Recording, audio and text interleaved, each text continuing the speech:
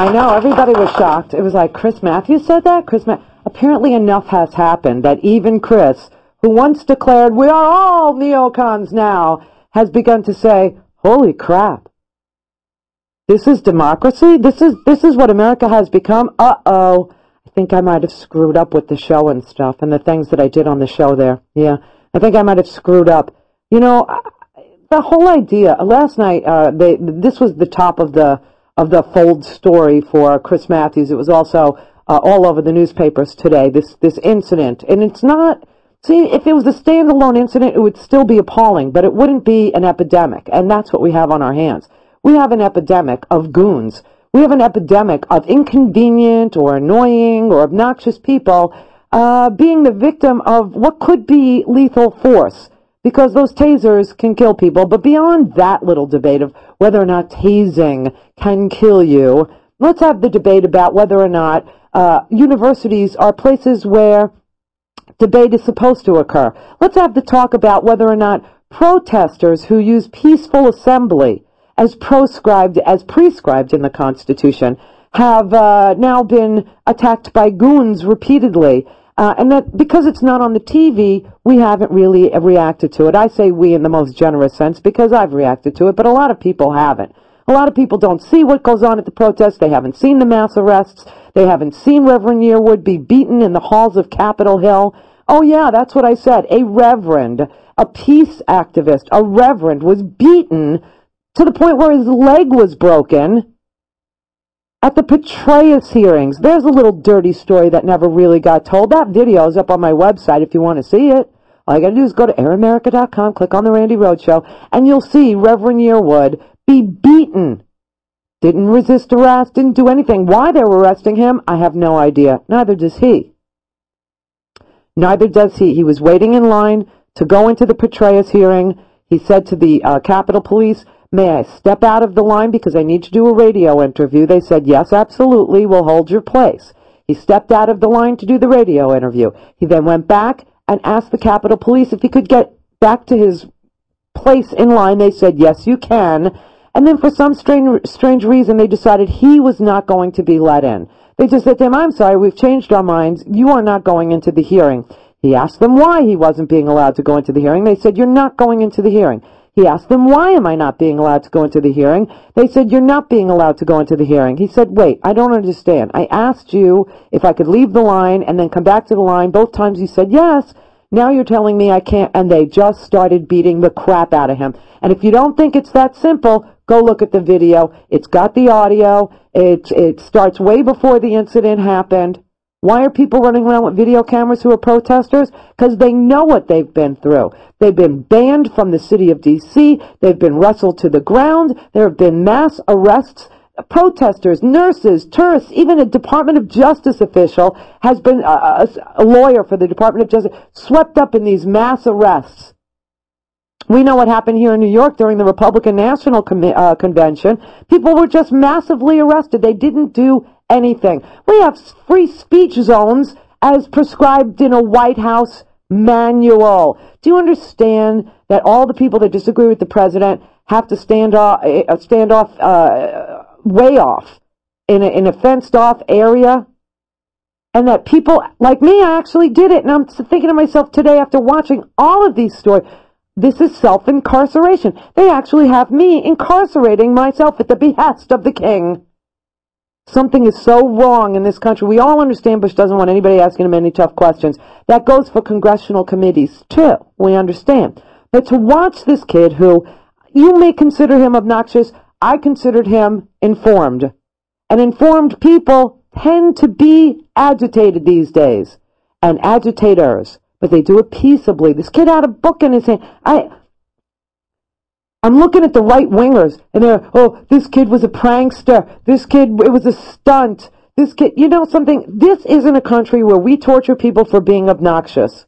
This is a country where we torture people for being Muslim. And that's a whole other subject. This sort of thing should not go on in America. That's why the president puts them on Guantanamo, or renders them. Because we don't want it in America. That kid was tortured. Literally tortured. That was an act of torture that everybody watched. And what's the students at UF protested this morning? 200 of them got up and protested against the police. I mean, and it's not, this is becoming the norm in America. You know, the Democrats do it too. When Code Pink goes to the Petraeus hearing and all they want to do is hold up a sign, they're told that if they hold up a sign, they will be asked to leave. Then they hold up a sign and they're asked to leave. America's gotten to the point where when you're watching a congressional hearing, which is about 3 people, 3 of us actually watch them, if you hear somebody protesting in the background, you're like, oh, shut up. No, you should be saying, you go, girl. You should be rooting for them. That is the people's house. That is our place. People wait online so that they can go in there. And you can't... Cindy Sheehan got kicked out of the State of the Union as an invited guest of Congresswoman Lynn Woolsey for wearing a T-shirt that simply had a number on it. Ooh, numbers are offensive. Can't do that. You know, this is crazy. I mean, tasers are sort of like the weapon for authorities who don't yet know how to waterboard. Don't you see that everything has been sort of reset, that there's a new American value system that is evil, and that it's been perpetrated by the top of this administration upon all of us? They blurred the line beginning with the parameters of speech when they said that people like me, dissenters, were terrorists. We were with the terrorists. We weren't patriotic. We didn't love our country. That was the beginning of a new values, a new code of values in this country. The values that you either are with us or against us, meaning whatever the president wants to do, he can do it. And anybody that speaks out against him is evil. His words, evildoers. We are evildoers because we knew what he is now admitting. There were no weapons of mass destruction. There was no chemical belt around Baghdad. There was no nuclear program whatsoever. And Saddam Hussein was not involved in 9/11. So, you know, people that knew this and understood that sacrificing young lives and middle-aged lives to protect oil, which Alan Greenspan now says it is. Oh, everybody, you know, it's inconvenient to say, and I'm sorry that it's not discussed in polite conversation, but of course this is about oil. Oh, so now 4 or 5 years later you can say these things if you're Alan Greenspan, but if you're not Alan Greenspan, expect to be tasered. To think this took place on a university campus, no wonder there aren't any student protests. George Bush probably embraces it. Ooh, a new way to haze people, a new way to get into a fraternity. I like it. I had to get in a coffin. I'm telling you, zapping a guy who tried to ask a question with 50,000 volts of electricity. What kind of message does this send to the terrorists about free speech? And what kind of message does it send about energy conservation? It's wrong on every level. And that the people who were outraged were correct to be outraged. But this is not a singular incident. This has been going on since 2002. And I self-incarcerated. I literally do it. I went to both conventions did it. Democrats did it too. Put you in these free speech zone cages. They were cages. And I actually went in there because I was told to. I self-incarcerated. That is amazing to me, and I'm coming to grips with this. John Kerry, he said, oh, I didn't know a taser had been used until after the event. Yeah, I can see that. From the kids' screams, I would have assumed it was a cattle prod too, Senator Kerry. I guess that's what you meant. You couldn't tell it was a taser. No, because it looked like the electric chair. It looked like the old, what did we call it in Florida? Old Sparky. Seriously. Guy named Medina. We actually set him on fire. The sponge had too much water. You know, they put the sponge out. They actually set him on fire. Oops. Too much of a good thing. I invited Medea Benjamin on.